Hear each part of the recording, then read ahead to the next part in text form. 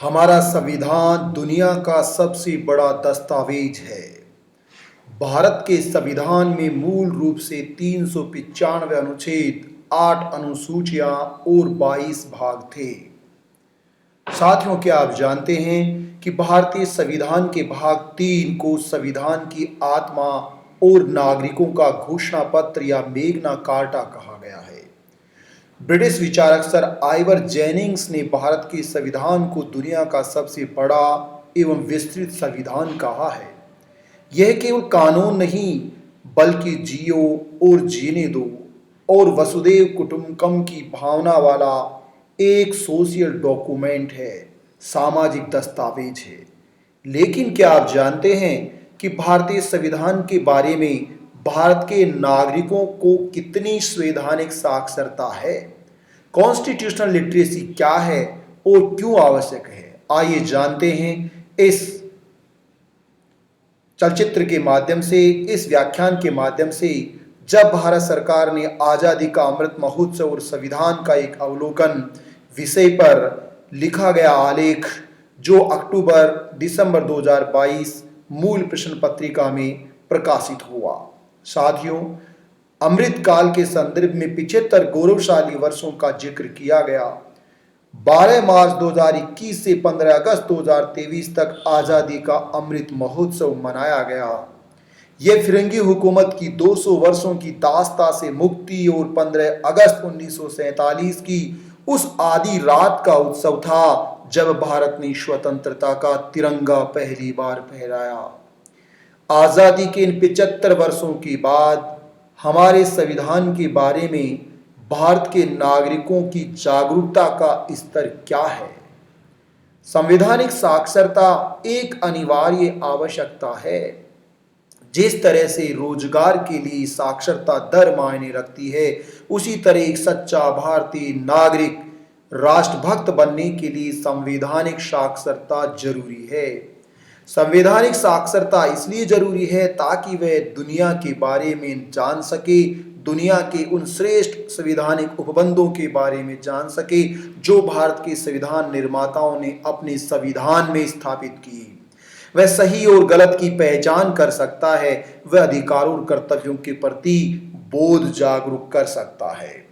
साथियों, नागरिकों के मौलिक कर्तव्य जो हमें संविधान का पालन करने, राष्ट्रध्वज और राष्ट्रगान का आदर करने, ऐसी प्रथाओं का त्याग करने के लिए निर्देशित करती हैं जो महिलाओं के सम्मान की, स्त्रियों की गरिमा के विरुद्ध हो।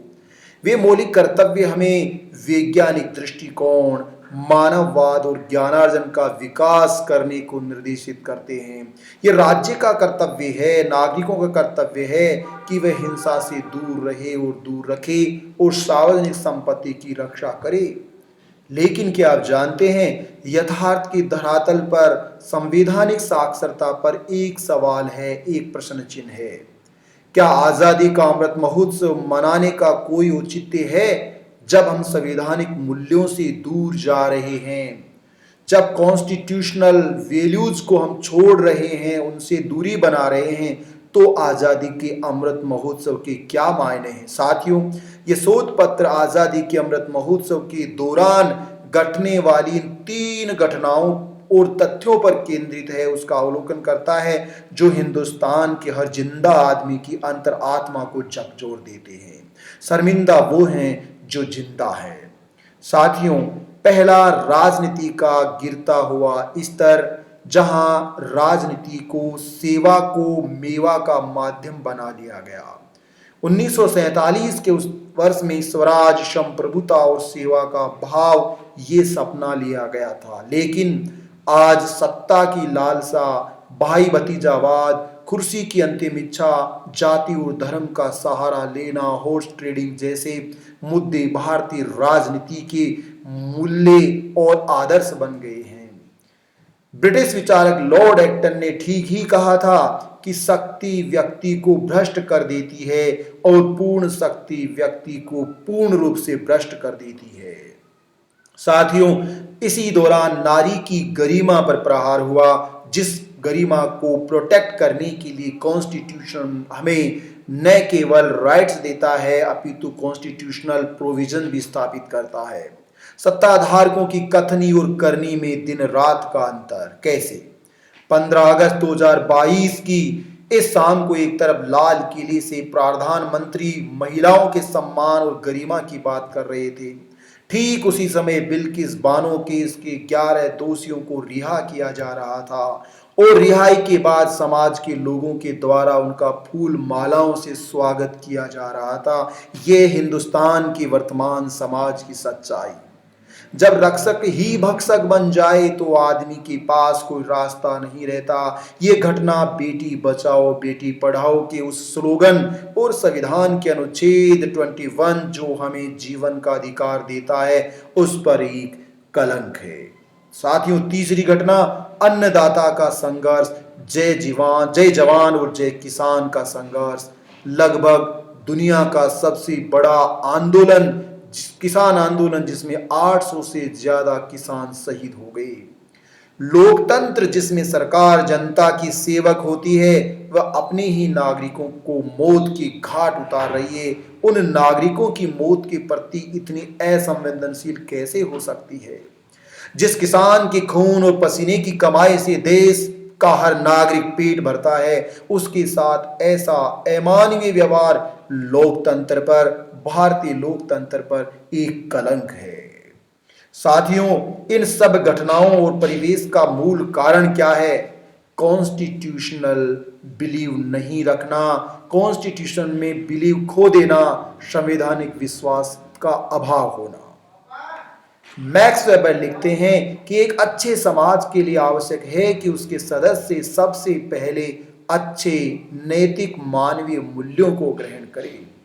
डॉक्टर एपीजे अब्दुल कलाम साहब, पीपुल्स प्रेसिडेंट, लिखते हैं, यदि हमें कुछ सकारात्मक बदलाव करना है तो इसकी शुरुआत अपने ही घर से करनी होगी। भ्रष्टाचार का ये दलदल जिसमें व्यापारी, राजनेता और नौकरशाह खुलकर खुले मंच पर खेलते हैं, हमारे देश को खोखला कर रहे हैं। इसलिए हमें समाधान चाहिए। समाधान क्या है? जिस तरह हर घर तिरंगा है, उसी की तर्ज पर हर घर संविधान होना चाहिए। केवल राष्ट्रीय ध्वज या झंडा फहराना काफी नहीं है। भारतीय संविधान के मूल्यों को जानना और उन्हें आत्मसात करना जरूरी है। संविधान का अनेक भारतीय क्षेत्रीय भाषाओं में अनुवाद और वितरण किया जाना चाहिए। विद्यालयों और कॉलेजों में, महाविद्यालयों में संवैधानिक साक्षरता को, कॉन्स्टिट्यूशनल लिटरेसी को कंपलसरी किया जाए। वैश्विक पटल पर यदि भारतीय संविधान का पैगाम देखें, भारतीय नागरिकों का पैगाम देखें, तो भारत आज भी, भारत का संविधान ये संदेश देता है। यूएन के शांति अभियानों में भारतीय सैनिकों ने अहम रोल प्ले किया है।